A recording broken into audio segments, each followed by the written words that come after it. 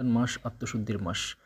প্রতি বছর আমরা আমাদের এলাকায় ইফতারের আয়োজন করলেও এবার আমরা করেছি সেহরির আয়োজন।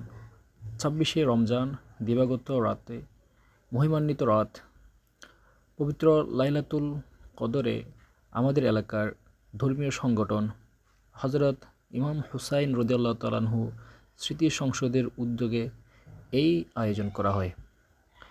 লাইলাতুল কদর রাতে সবাই যেহেতু রাত জেগে ইবাদত বন্দেগী করে, তাই সেহরির আয়োজনটা ছিল অন্যরকম। এলাকার সবাইকে নিয়ে সেহরি করা, তাহাজ্জুদ আদায় করা, সর্বশেষ ফজরের নামাজের মাধ্যমে ঘুমোতে যাওয়া, সব ছিল অন্যরকম এক প্রশান্তির।